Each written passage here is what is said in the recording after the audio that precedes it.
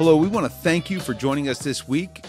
We are going to be talking about a subject matter that is sensitive in content. So we want to make you aware that as we have Barb Barker on, who's going to be gracious in sharing her testimony, there will be some of the material that is sensitive in nature, and it does coincide. We've been talking about suffering, and we even a few weeks ago talked about why do horrific things happen to people that are innocent, and working through our steps to take, and where is God in all of this.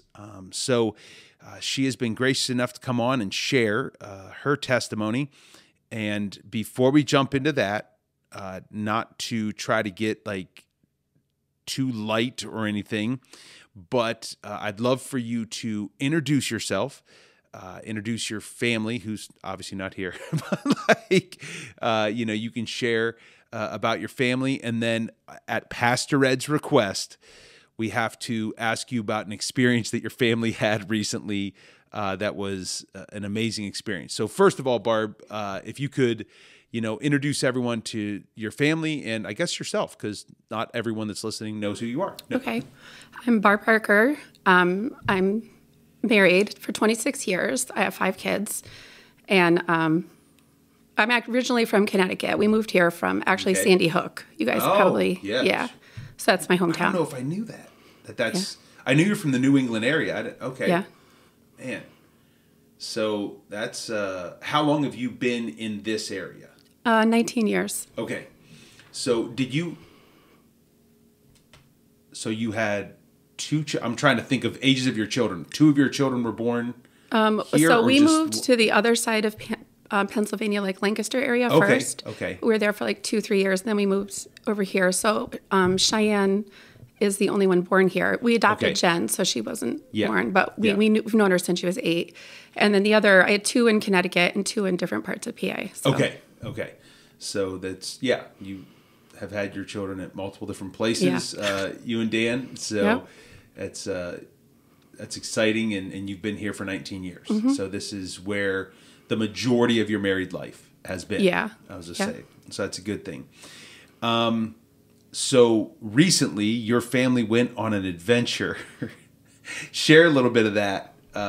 Pastor Ed was, like I said, Pastor Ed and Connie love national parks. And so as you shared a little bit of your family's adventure, he was loving that. And he's like, oh, she's got to share a little bit. So recently you guys did what? We went on the John Muir Trail. It was 240 miles. We started in a place called Cottonwood Lakes. So we were survival backpacking. And I'm 49, my husband's 46. So, we're both not, he had just had 2 strokes and I have a spinal condition. So the whole thing was a little scary to me. He's like Superman. I'm not like him. Yeah. And, it was amazing. I didn't know there was so much untouched land in the world. Everyone talks about California in a bad light. That was so beautiful. Yeah. John Muir preserved the national parks. That's why we have them. Yeah.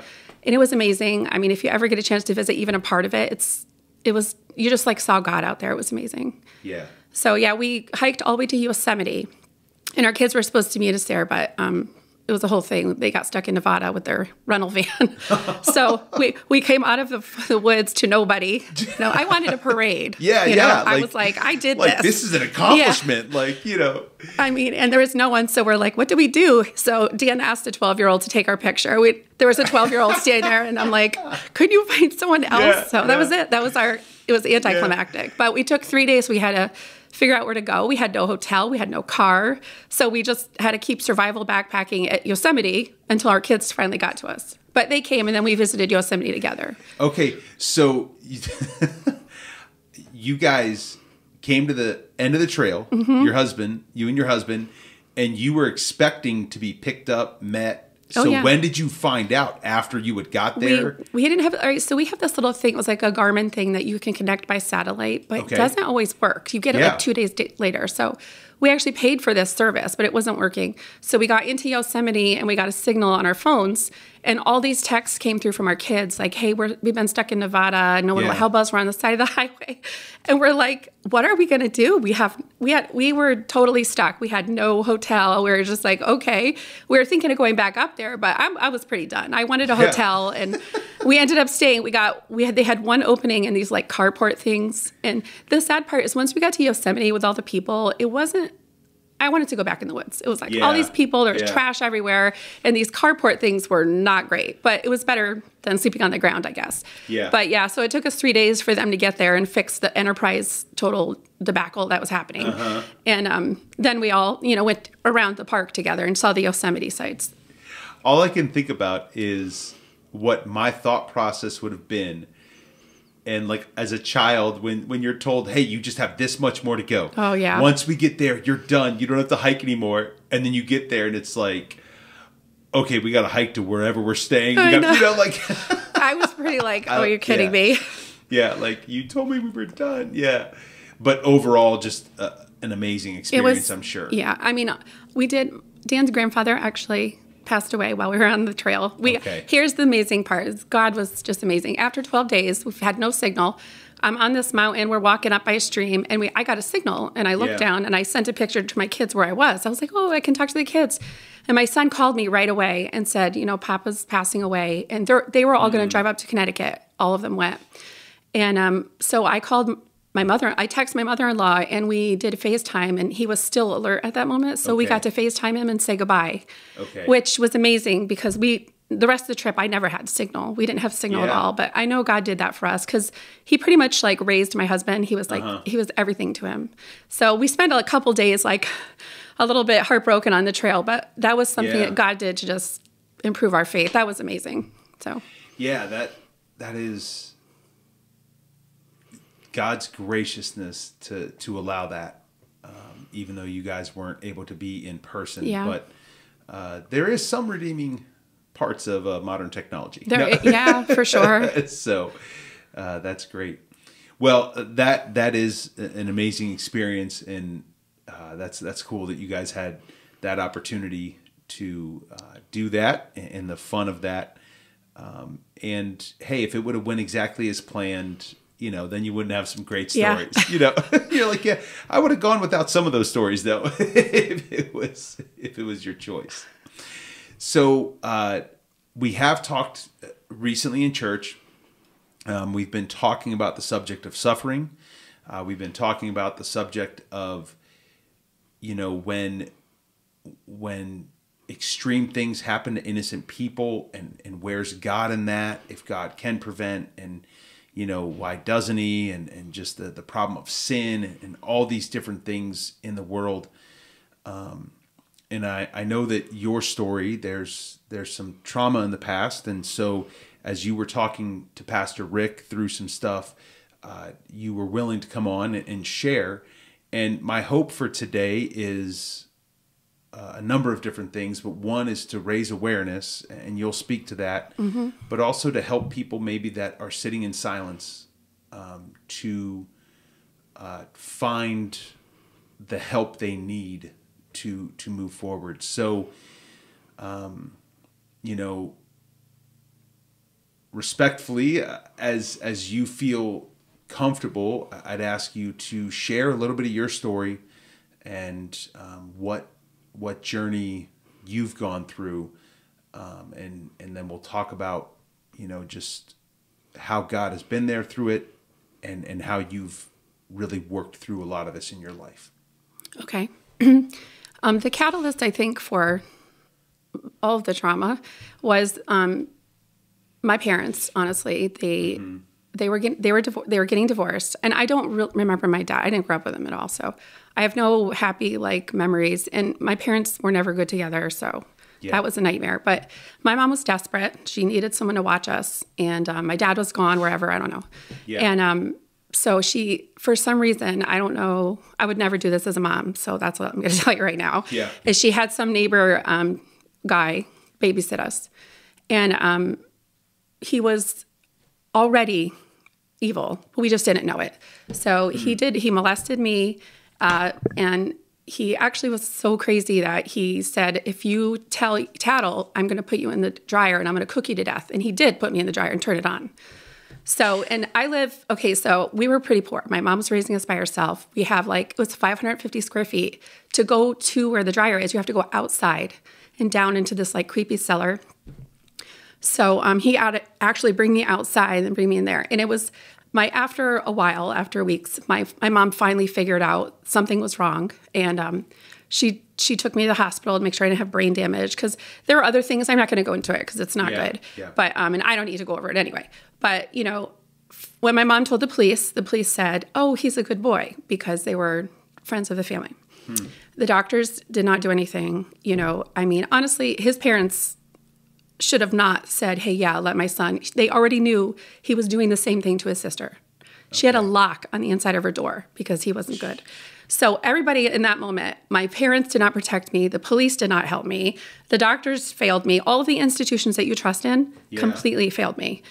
And because my mom and my dad had such a volatile it was all dysfunction. I just don't want to go into it. But she wasn't the most "I'm so sorry this happened to you. I love you," comforting. And at night, I had a recurring nightmare every single night. It was about a Black Panther that would steal me away and bring me down to the basement. And I would scream and scream and scream, and no one would hear me. Years, probably 15 years I had that dream. Yeah. And there were so many things that that it did to me. It's like a sentence. You're being sentenced for someone else's evil. And as I got, we got older, and that's not where trauma stops in my house, but that's all I'm going to talk about, because my parents are still alive, so I don't want to. But so when my brother went into the Marine Corps when I was 14, and he was over in Operation Desert Storm. So he was floating on a ship outside of Turkey, and a man told him about Jesus, and he wrote home. Now, all that trauma affected my brother too, and he was so angry, and he was just, so for my brother to write a letter and say, "God's changed my life. I'm born again." We thought he was in a cult. We were like, "What is wrong with you?" So my sister at the same time was working in a bank, and there was a lady, Marianne Walsh, and she was telling my sister about Jesus. And I would see her everywhere I went, and I'd be like, "Why is this woman always smiling?" My life, that wasn't me. And right before I got saved, I want to tell you this.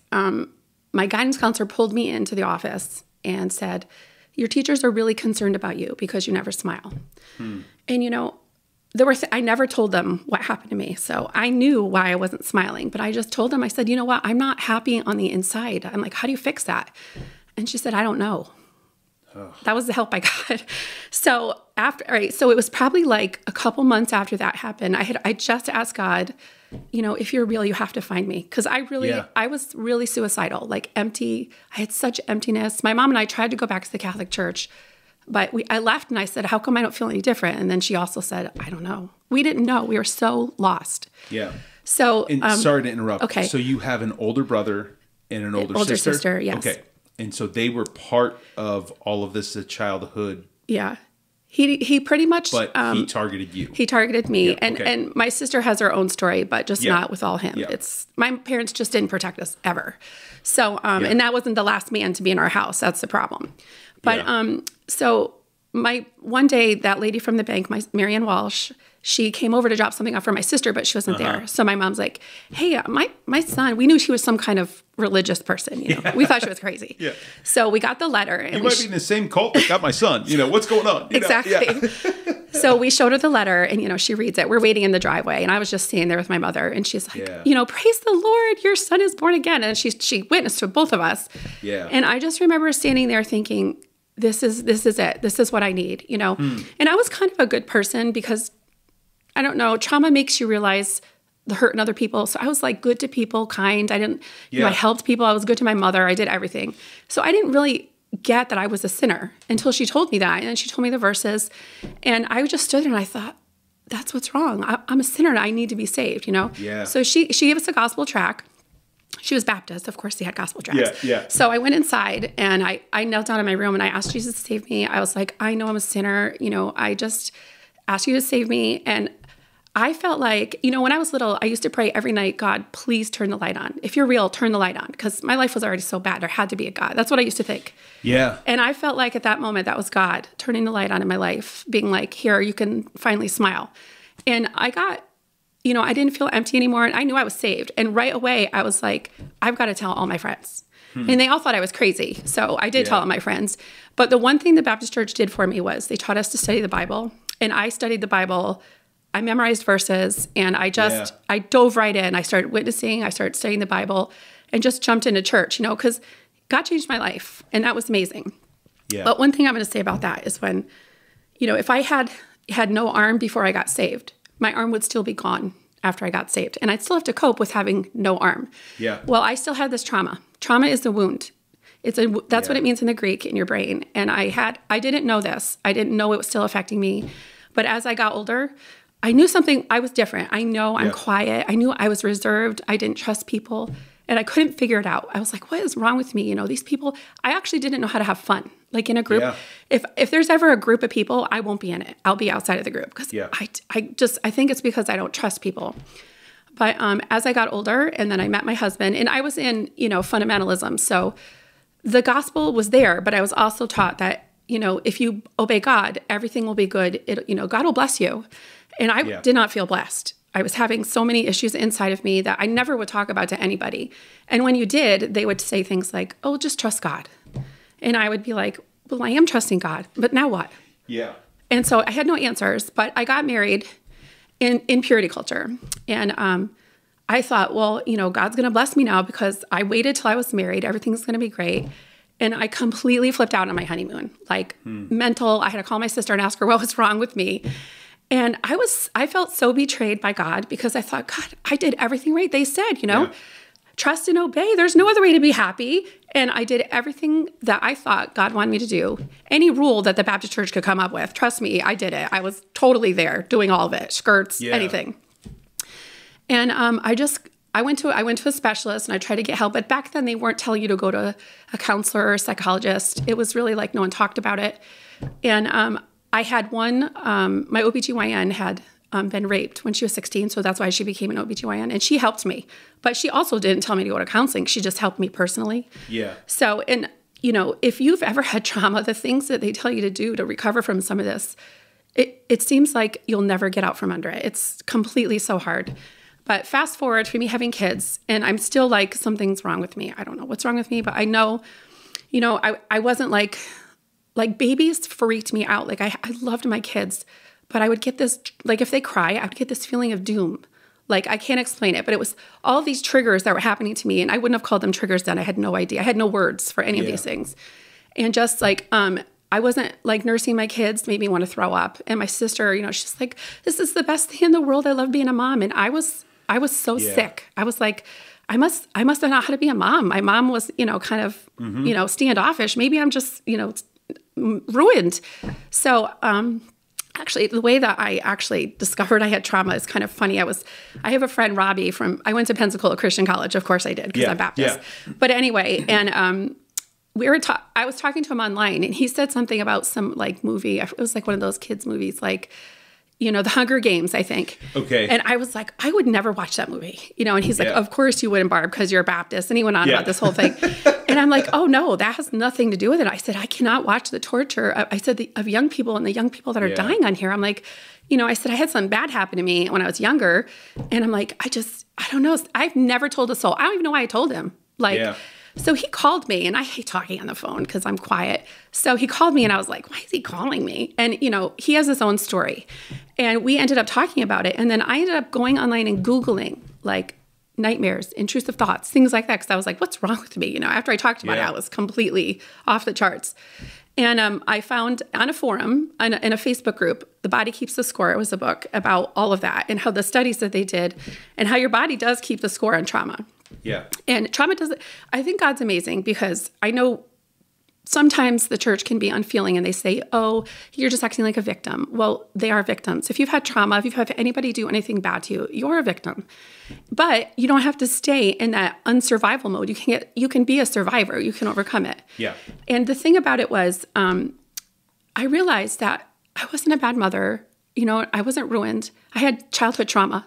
And I was living in the same house. I had been molested my whole life with two people who literally probably should have never gotten married. And, my dad was gone. My mom was trying by herself, but she was not the kind of person that could have done that by herself. That was not a good situation. Yeah. And I never got any help for it. I never talked about it. I just stayed in that unsettled state. I cried from reading a scientific book called The Body Keeps the Score because I was like, I'm not ruined, you know? Yeah. And then I just was like, and okay, at the same time, all of this is happening. I have to tell you that I ended up with, after I had Cheyenne, I got an epidural when I was pregnant. And I didn't know this at the time, but it gave me what I have now is adhesive arachnitis. I've had 5 back surgeries. They've had to rebuild my back. My spinal fluid leaked in there. So I suffer from debilitating nerve pain. So while that's all going on, I'm like, I don't understand, God. If you're good, why did you allow that to happen? And now I'm suffering as well every day. So the nerve pain doesn't go away no matter what they've done for me. It's no cure and it's permanent. Yeah. So here's the thing that I came up with. I don't know if there's an Auschwitz survivor that he went into Auschwitz at 15, and he used to say, I can believe in Auschwitz and I can believe in God, but Auschwitz and God, I can't believe in. He was there. So he lost his faith, you know? And I kind of felt like that. Like, I feel like, okay, I can believe in God and I can believe in suffering and abuse, but how do those two things go together? And I started with, I'm a reader. I read all kinds of stuff, but I started with the premise, okay, what if there was no God? Would we still have suffering? And my answer was yes, we'd still have suffering because we still have mankind, and men can be evil. They don't need help from the devil to be evil. Yeah, they can just do it on their own. Yeah, we're born that way. For sure. And so I was like, okay, well, if it's not, and I feel like in my situation, you know, some people would say, well, God allowed that to happen. God does not sin. He does not allow evil. But my parents, their role was to protect me and to be parents, and they failed. God gave them a job, and they failed at their job. And that can happen. Can God use any situation? Of course. I mean, we know all kinds of people who have overcome horrible things. And the human body, the way God made it, is amazing. But I do not sit here and say, well, God, you allowed this to happen. There is a quote by C.S. Lewis, and I have to get it but that changed my life. I thought, wow, you know, this is the thing that I was missing. This is it. And I'm going to read it. So this is what it says. If a thing is free to be good, it is also free to be bad. And free will is what has made evil possible. Why then did God give them free will? Because free will, though it makes evil possible, is also the only thing that makes possible any love or goodness or joy worth having. A world of automata, of creatures that work like machines, would hardly be worth creating. The happiness which God designs for his higher creatures is the happiness of being freely, voluntarily united to him and to each other in ecstasy of love and delight, compared with which the most rapturous love between a man and a woman on this earth is mere milk and water. And for that, they must be free. And that changed my life. And I was reading that book, I think it's Mere Christianity, at the time when I was going through all this and talking about suffering. And I just realized that Jesus is the suffering Savior. And if you look at his life, you know, and you see what he went through, abuse, they took his clothes off. That makes me cry. Yeah. They betrayed him. And all of those things, he's gone through all the things that humans have gone through, you know, abuse, betrayal. He knows exactly what we went through, and he chose it. I would never choose it, you know? And we talk about panic attacks. I mean, the garden, he's literally totally saying, God, can you take this from me? And sweating drops of blood, like the biggest panic attack ever, you know? So he can totally relate. And I looked at that and I thought, Jesus is the suffering Savior. You know, he knows exactly what I'm going through. And even in my pain, you know, he's been there in the darkest nights when I'm rolling around in my bed and I don't have to just deal with pain. I'm dealing with all kinds of other triggers in my head. And it's like, I don't even know where to land, but I know that he's right there with me. I know that he's redeeming me. And I do want to mention one thing people say is they always say, well, don't let your past define you. When I read the Bible and I read the woman with the issue of blood for her entire life, we don't know her name. That's all she's known by. And, you know, I think she's amazing because I feel like she's kind of like a trauma survivor where she touches Jesus. She doesn't tell anybody because it takes a lot to trust people. And then he calls her out. Do you know what it must have taken for her to come to him? And he allowed her to come to him. He said, I know.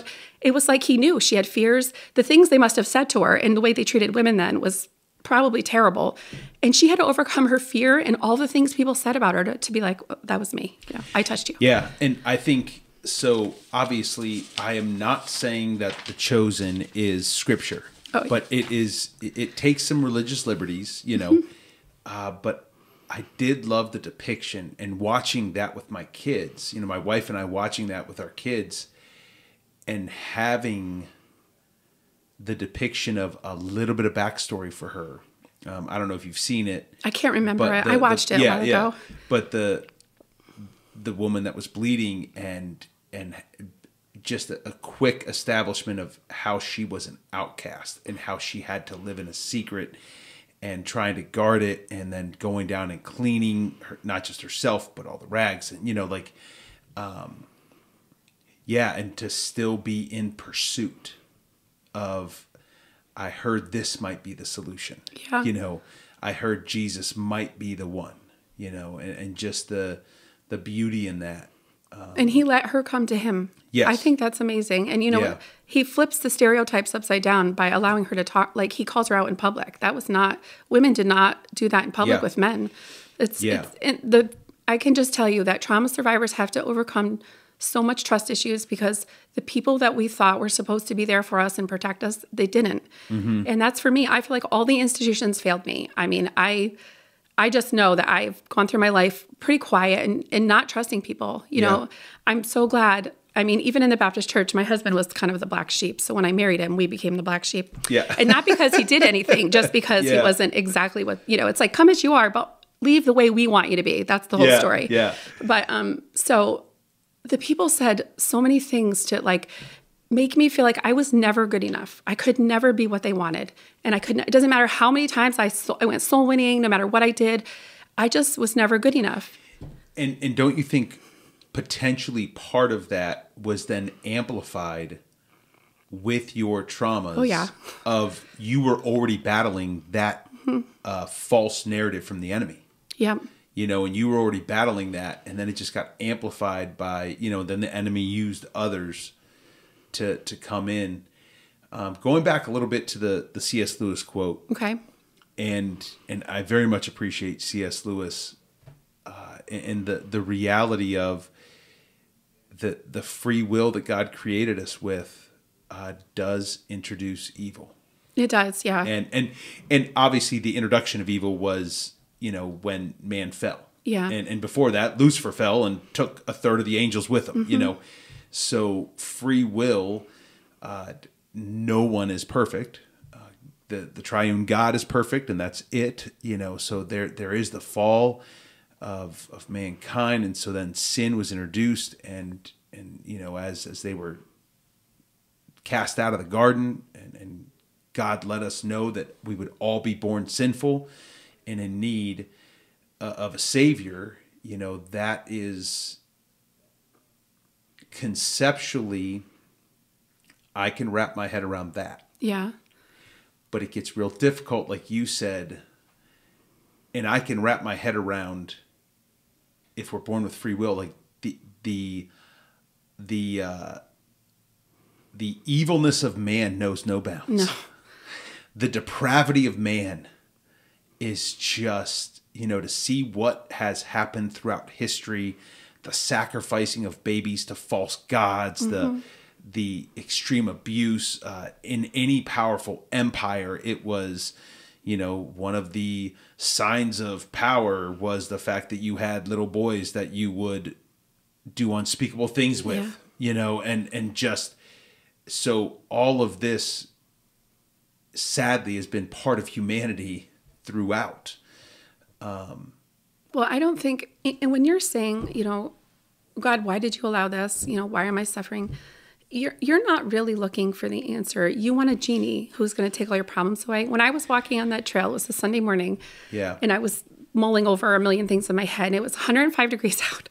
I was on Forester Pass. I thought I was going to die, and I don't like heat. Yeah. It's a trigger. Okay. Huge trigger for me. And my husband's like, oh, I love the heat, and I'm like ready to die. And I'm like crying. I'm thinking, and I was like, God, please help me. And I'm like, I was laughing, and I thought, oh, he's heard me say that 50 times. Like, God's not deaf. He already heard me say this. Yeah. And I thought, you know what? I don't really want God to just help me. I want him to pick me up and put me at the top of the hill. Yeah. So I thought, that's exactly what I'm doing in my life, because I'm not really asking for the answers. I just want you to fix this. Yeah. And I think we're just looking for a genie who will grant all of our wishes.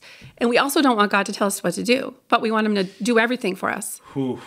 So those are my thoughts on the trail.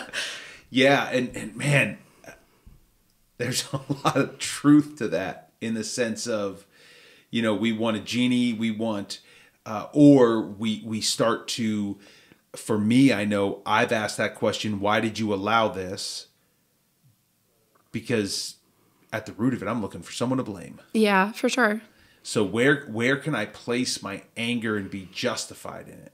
Yeah, I think on sin in the original fall, because sin brought sickness and good curse, and we're all suffering from it. Yes, you know, and that is where, like, the cause of it, for me, and not to get into too much of a side trail, I would say where I land as far as does God allow evil to happen, I believe Scripture teaches He's all powerful. Yeah. And He is in control.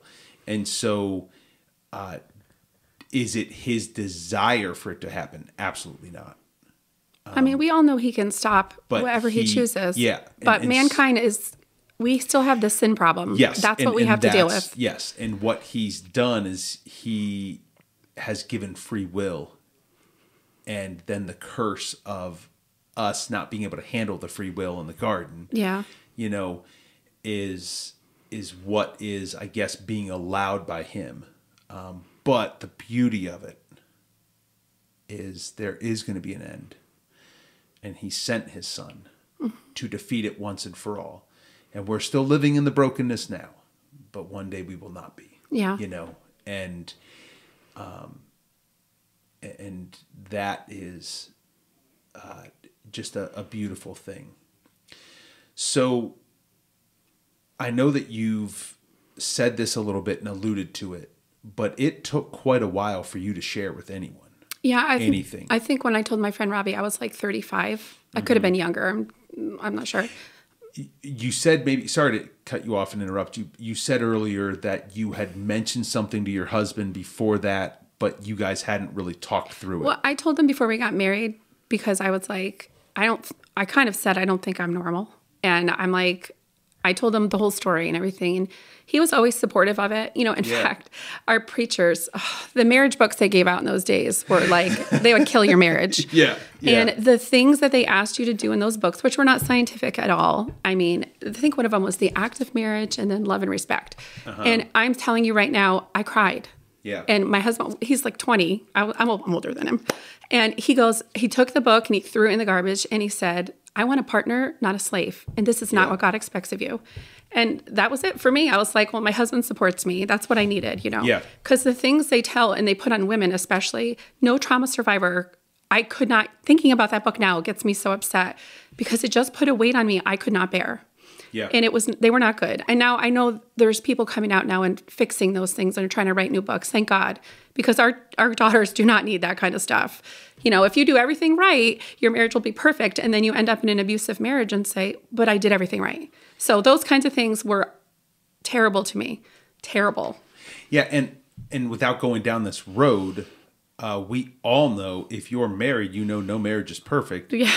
Because it's two broken individuals trying to, in a great situation, working really hard to try to do this together, and you still fail because you're two broken individuals, Yep. And there's still, even in the great marriages, there's still the ups and downs and the failings and all those things. And to try so often, and I would say we do this when we share the gospel sometimes.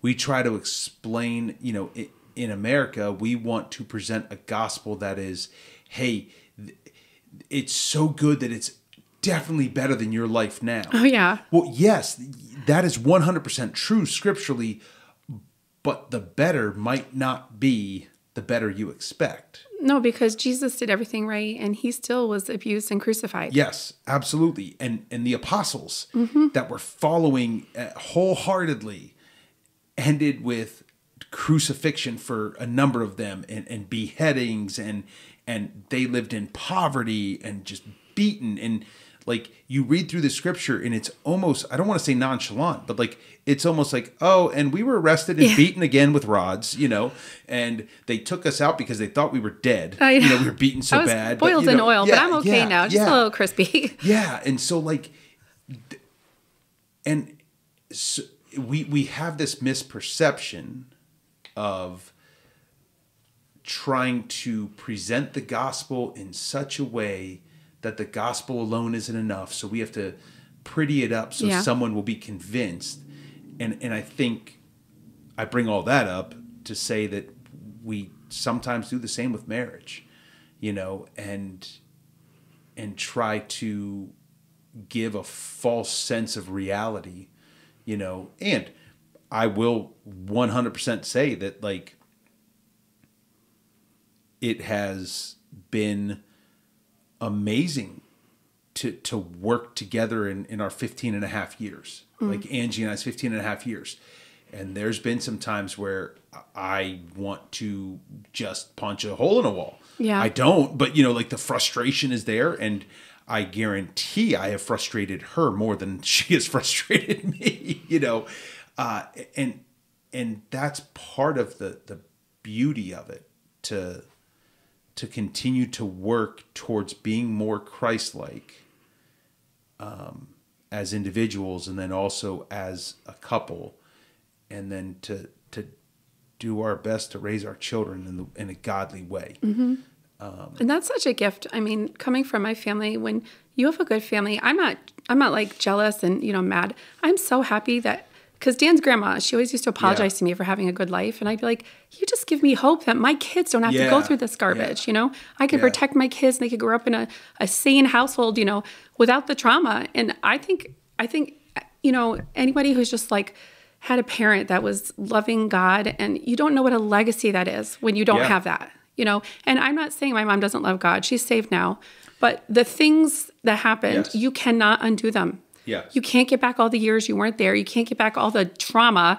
It just doesn't go away. You can't just erase it. It doesn't go away. Yeah. And I do want to say that some of the things that Christians have to enter into people's suffering. And I feel like if you're going to be the hands and feet of Jesus, you have to get down with them. And that doesn't mean that you know all of the answers, because I don't even know all the answers, and it happened to me. Mm-hmm. I just know that, there are things I'm living with now. There's triggers sometimes, like I was telling you before, the smell of smoke on clothes. I get such a panic attack from it. And it's just not even, I don't even know what's going to happen. I'm just like living my life, and there it is. I'm stressed out. I'm shaking.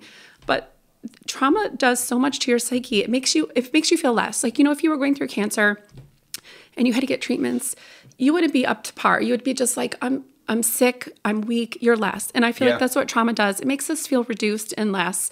And you need to, honestly, when Jesus said, that, he humbled himself and became obedient unto the death, I feel like we need to do that to enter in people's suffering. We need to make ourselves less. It's not about you. Mm-hmm. Just listen to them. If they haven't, I didn't tell my story, and I can tell you right now that I wish I could go back so many times and wish I had told people and I could have helped people, because I feel like you silence God when you silence your story. Because God is truth. He wants you to tell your truth. Maybe people don't like to hear it. A lot of people don't want to know. And especially like we were talking about earlier, if it happened from a pastor, if you were abused from a pastor, and I know people, I know so many things like that, you lose your sense. Your institutions like that happen to me. The church, just becomes your spiritual abuser. And that wrecks people. Yeah. And, who are they going to tell now? Are they going to go to the pastor for counseling? They don't trust the pastor now. I would never trust a pastor again. I wouldn't trust. It also is so sad because trauma makes you lose hope in God. Because, a lot of times we talk about, like, in church, they'll say, God is your father. He's like your father. And I'm thinking, please no. I don't want you to be absent. Yeah. And I'm telling you, trauma people look at things with a different lens. It's like we have a different camera, and we're like, are you serious? And I've told kids that before. And I used to do inner city Bible clubs when I was at Pensacola. I had a little boy tell me, he was like, Miss Barb, I don't want God to be like my father. And I was like, I never said that again from that point on, because we don't know where people are coming from. And in church, we're also, I told you earlier, 1 in 4 women have been sexually abused before the age of 18, and 1 in 6 boys. Yeah. And so you're sitting next to people in your church that have had trauma, and they're probably not telling anyone because, first of all, it feels shameful. You feel dirty. And I hate people feeling sorry for me. If you pity me, I'm out. Yeah. So and my sister's a little different, where she went and got like more help than I would have. But I'm a more independent person. I think I've learned to be hyper independent just because of all of it. But it is hard for people to, and especially if you go up there and the worst thing that ever happened to you is you got a flat tire. And not that that's bad, like not something huge, but you're sitting here like, how can you help me? Like, my life is a mess, all these things. And there's things I haven't even gone through it in this story, but it's like, sometimes you feel like, how can someone whose life has been perfect know how to help someone who is in this big pit? And you don't tell anybody for that reason, because you're like, you couldn't get it, Yeah. And it's so important that people know that you'll listen, and you don't have to be like, everybody always, this is the things that people said to me, oh, just trust God. And I was like, I am trusting God. I have nerve pain now, and I'm having triggers at night. And I flipped out in an MRI and like completely made an embarrassing mess of the whole situation. I crab walked out of it. It was like, I didn't even know it was going to happen. I just went crazy. And I was like, but God, I am trusting you, but none of this is going away, And I think that we don't understand that sometimes life isn't a perfect little package. Sometimes Jesus chooses not to heal the whole thing. And I have ways I cope. I know, if I'm in a panic attack or trigger, I know what to do to stop that in my life. And I think Christians, sometimes we like separate, Jesus healing your soul and Jesus using help to heal your mind. Because if trauma is a wound and it's in your mind, you need someone to help you. That's why we have doctors. I mean, people always say, well, everything in the Bible is for, life and godliness. You have everything in there you need. If I was getting brain surgery, I would really hope that the brain surgeon has studied how to have brain surgery and didn't just use the Bible. Yeah. Right? And that's what I'm saying about your mind. You have pathways up there. You have memory, core memories, and God uses doctors just like that. But it's true. They use truth, and it's not like we have to say that they're our enemy. We can integrate psychology and we can integrate Christianity. We can still trust God, but yet go get help for our minds. Because, it never goes away. That trauma stays there until one day it's like, okay, you couldn't deal with this when you were a kid. Now you can deal with this, and it's coming out, and you don't know when that's going to be, because that's what happened to me. It was the weirdest thing. Like the person I told, I don't even know why I told them. It was so weird. Yeah. But that's what God does for you, though. He made an amazing body, and I feel like we miss that sometimes in the church. We just want everybody, and it's not always a bad thing. They just want you to, be healed, and they try to give you these wisdoms. And sometimes the Bible can be used as a weapon. Don't be anxious, I'm trying not to be, but this is involuntary. I don't know how not to be. Yeah, and obviously, Scripture tells us, be anxious in nothing, but in prayer and supplication, go before Him and thanksgiving. But that doesn't mean, that's giving instruction, and that doesn't mean that you will not be anxious ever. It's letting you know what to do when the anxiety comes. And there's so much that we were talking about this before we came on. There are parts of secular psychology and counseling that are off. Yeah. And that you should test everything against Scripture. Yes. I mean, I really wouldn't believe anything Freud said, except for he said someday talking is going to be the cure. That's it. Yeah, everything else I would ignore. Yeah. Because he was a pervert. Yeah. And it was all this, but that doesn't mean that there's not truth there. There is biblical truth all through it, and there are ways that they can be utilized together to work towards a godly solution. And throwing verses at people who are already, you think they haven't prayed about it, you think they haven't begged God or read a scripture or quoted a scripture. I mean, fasting, everything. Of course they have. They're at the end of their rope. That's why they're like, God, are you there? That's why they're in this spot, And so I think one of the things that you mentioned, because part of the question out of this is so often we, and like I said before, we're not going to talk about the people that are ignorant. You would almost say on purpose, but we'll ignore that because they're not asking for advice on how to do things better. But for those that genuinely want to help, like you said, the biggest first step is to be willing to listen. Yeah. And not listen with your own biases and the first thing to say is, please don't do this to a victim. Do not say, well, have you forgiven your abuser yet? Yeah. I'm going to tell you, we use Joseph as an example every time we talk about forgiveness. He had 22 years from the time he saw his brothers to the next time to mull over that. You think he wasn't thinking about that in prison? And at first, he kind of like played a trick on them, to see if they were authentic. And yeah, it's there was some testing. A victim needs time to be able to heal. Healing is not, we have this wrong too, like forgiveness. We think, oh, here's my little box of forgiveness. Now I've forgiven them. I'm going to go on my merry way. And then tomorrow something reminds you of your abuser and you're like hurt all over again. That's why Jesus tells us to forgive 70 times 7, because it's like, it's not going to be just a one-time deal. It just doesn't work like that. Yeah. I had this conversation with someone, the conversation I'm thinking of is maybe a couple years ago now. And especially with forgiveness, the way Jesus says 70 times 7, it is something when there is a trauma, just like we need to wake up and die to self daily. Mm-hmm. There are choices that you're going to be faced with, and forgiveness is not a one and done. No, not at all. Like, it's just not. And I'm thinking of something that I hate to even call a trauma, because it was nothing in the severity, but I'm thinking of a situation that I have to choose as triggers hit for me to say, no, that thought about this person, or this person actually is from the enemy. I know that is not their character, and I need to pray for the best for them. Mm-hmm. Because it was more of a church hurt, not like, not malicious, not, just of, but church hurt is working big. Through. It is. That's your community. And when they hurt you, it's big. Yeah. And it's interesting because, again, it goes both ways, but I heard a pastor talk about once that it's something that he still can't quite get over.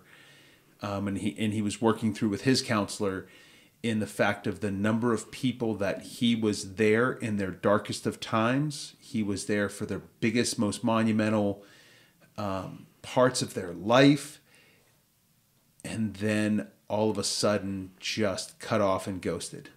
That happened to me so many times. Yeah. And so it's like, it's one of those interesting mm-hmm. things of being reminded that everyone is imperfect and those hurts happen, but not to allow, to continue to take every thought captive.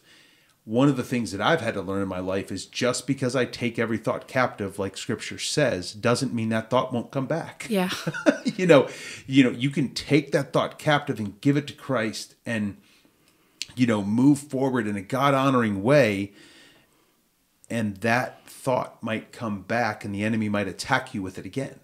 One thing that, like with Christians, I had a best friend. She was the pastor's daughter. Mm-hmm. And when I flipped out in my MRI and all the triggers started happening, I told her I needed to take a break from church. The pastor was getting like really loud and screaming, and I was having panic attacks every time I came to church. So I told her that. She blocked me on Facebook and stopped being my friend. Yeah. So I was so hurt. I was like, and my family was already like, you're unspiritual. Now my friend's gone. I had nobody.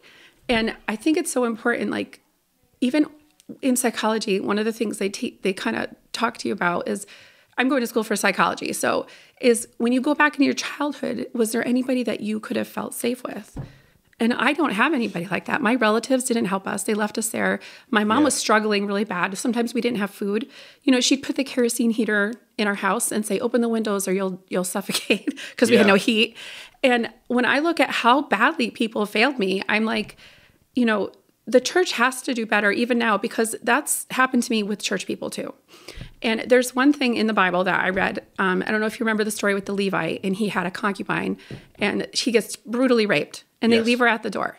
And the Levite just opens the door and he's like, all right, let's go. And I feel like people want you to do that with your trauma. Like, just get over it. You're not a victim. Just get over it. And the problem is they say things like, don't live in the past, press forward toward the mark. And you're like, but my brain is still in the past and I don't know how to get in there and fix that. And I don't do it on purpose. It's like sometimes you just flip back, Yeah. And one of the worst things to do is and not to go backwards or not to be stuck. Like, yes, there is a moving forward element that needs to take place. But one of the worst things to do is to suppress and to not talk about and not deal with and not work through and move forward for the sake of moving forward. I think I did that when I wasn't talking about it, I think I could handle serving God and going all in, but I ignored the fact that I had trauma and abuse until God said, you can't keep ignoring this. And I feel like it was like that thing I told you in the beginning. Yeah. With I can believe in Auschwitz and I can believe in God, but both of them together, they didn't. And I feel like I did that. And when it hit me, I had to come to grasp it. I love Jesus. When he gave me hope when I first got saved, I was like, my heart was smiling for the first time.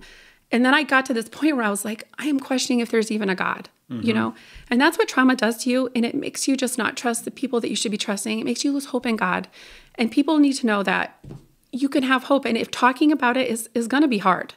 The first time I ever talked about it, I was sick.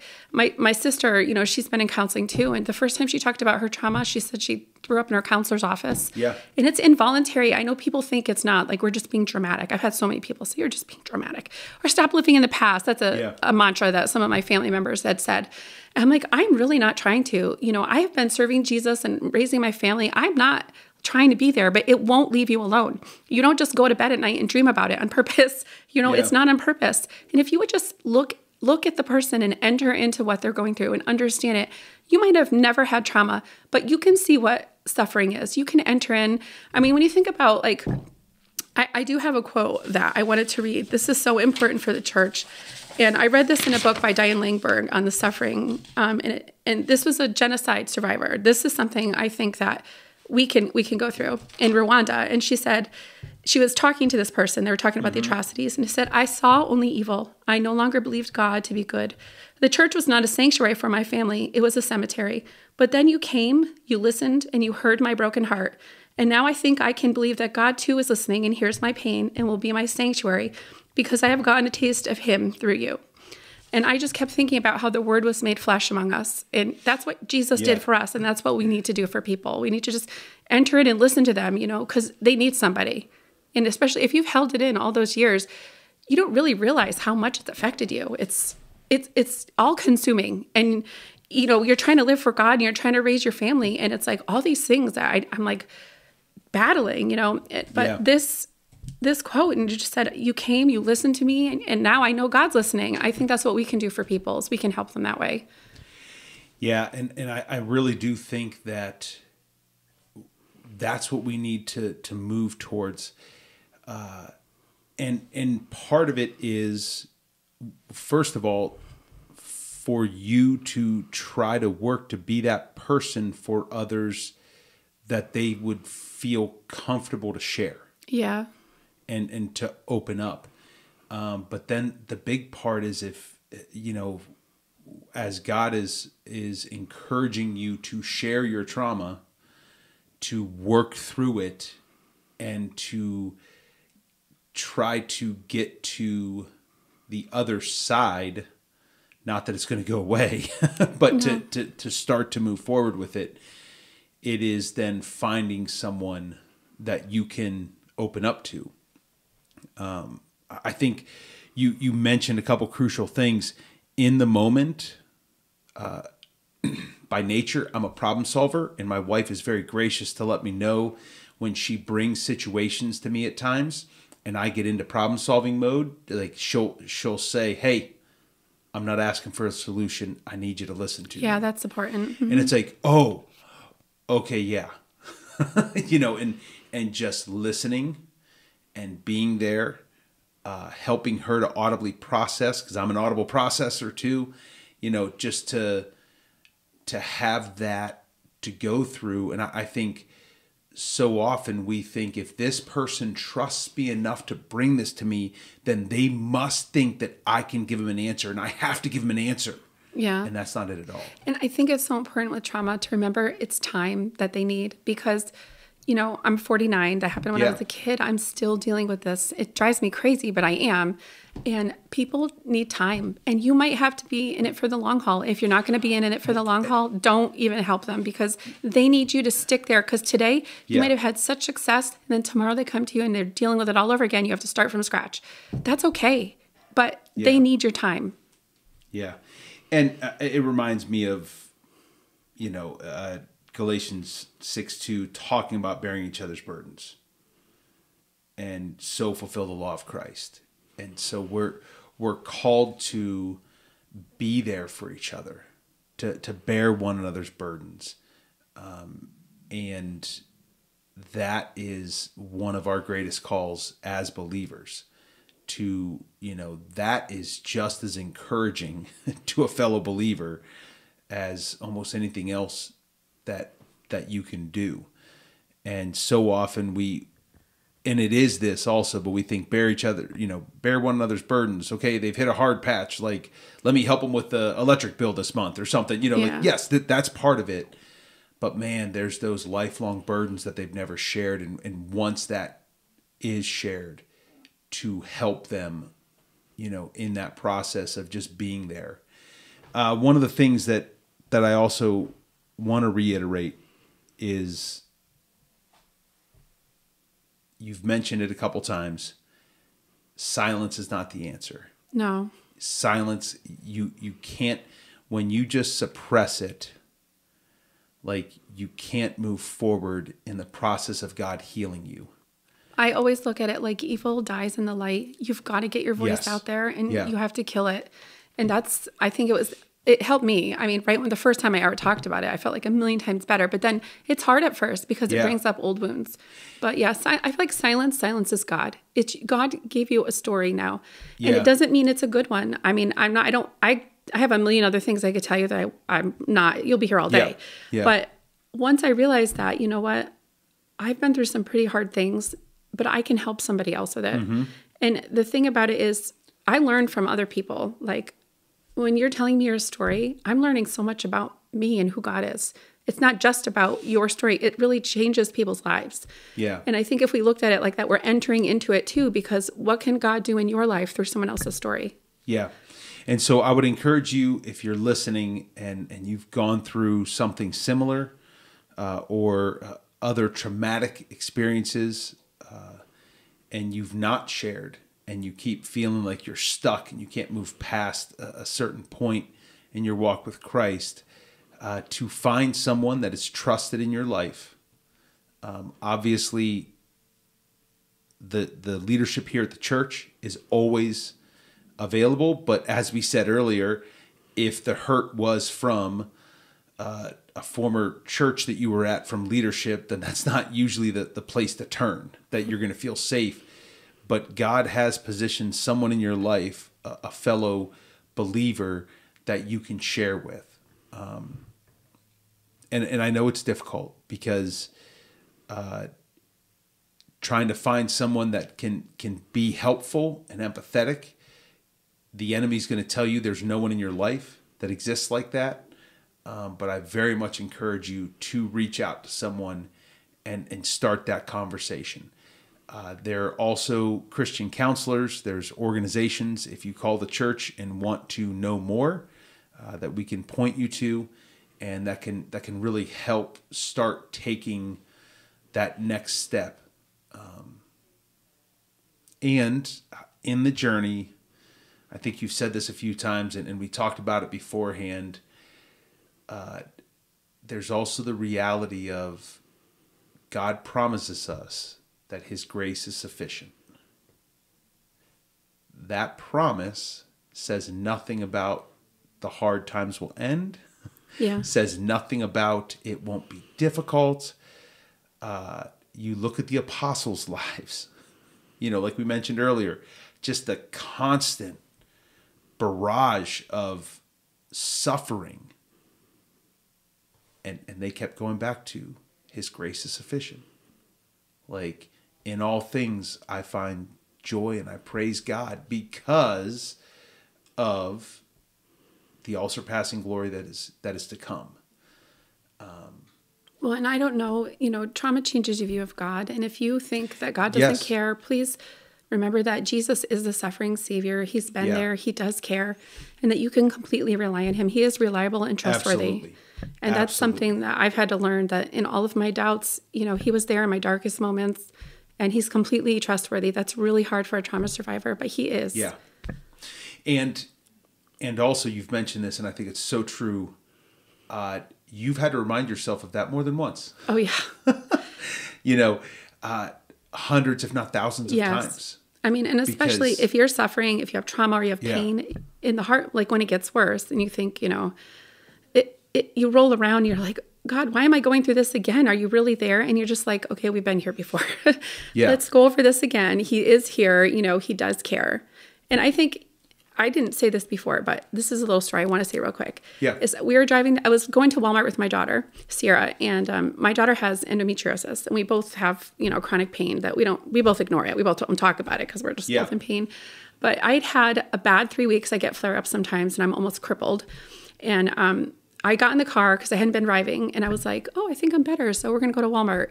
And it hurt so bad. So I wasn't talking, and she's like, Mom, what's the matter? And I'm like, I didn't want to tell her because I just didn't want to tell her. So I was like, I'm just having I'm a flare up. I thought I was better. And she said, Mom, I'm so sorry. That just sucks. That's it. And I cried. And I was like, she gets it. Yeah. I don't have to say anything else. She knows I'm hurting. She knows this is bad. And sometimes there's no answers. Yeah. And that it's meant more to me. I've never forgotten her saying that. It meant more to me than any verse anyone's ever thrown at me. And it helped. I was like, okay, she understands me. We can relate. Now we're going to Walmart. And I was okay after that. And I was still in pain, but my mind was better. Yeah. And in no way does that mean that you don't believe in the sufficiency of Scripture. No. But sometimes it is the reality of, let's state that this just sucks. Okay. Now I need reminded of the character of God. Yeah. And you talked about then going back. You can always look back to what Scripture says of the character of God. He's totally trustworthy. And That's he is important. trustworthy. And it is, but sometimes you need to just verbalize that, man, things suck right now. Yeah. I do that all the time. Yeah. And that's okay. And then return back to the truth of who God is, and rely and trust in that. Well, thank you so much. I was sorry that the long pause was, I was going to say something and encourage people. I feel like you would still be someone that if someone came up to, not that you're normally, like you said, sometimes you're standoffish and you don't trust people, but if there's someone that has a similar story. Oh yeah. I'm actually going to school for that. Yeah. So yeah. And you're going to Liberty University and Christian counseling and, working through that. If you are someone who needs to reach out, you would be 100% someone that they could approach in church and maybe just say, hey, let's chat on the phone or let's grab coffee sometime. Yeah, I love coffee, so definitely. Yeah. And so, I hate saying that before I actually ask. Oh, no, 100%. But that's why I work I volunteer at the center. Yes, I've had people in my life always with trauma. I always wondered why they are always at my house. I'm like, how does this happen? Yeah. But God uses that. Oh, well, these are people that God is putting in my life for a reason. Yep. And to walk through that. Well, thank you very much for your time, and thank you for sharing and the transparency. I pray that it would encourage more to share and work towards God redeeming their story for His purpose and His glory. And it's a long road, and it is ongoing. So I pray that this can be an encouragement to those that are walking that road. Thank you, everyone, for joining us on the Federated Squared Circle, Wrestling with God's Word. We encourage you to take steps to reach out and to have conversations. And if you're the one that has the privilege of someone actually reaching out to you, be a listening ear, bear their burden.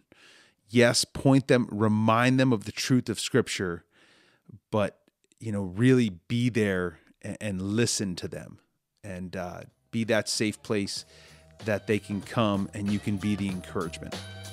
We'll see you next week.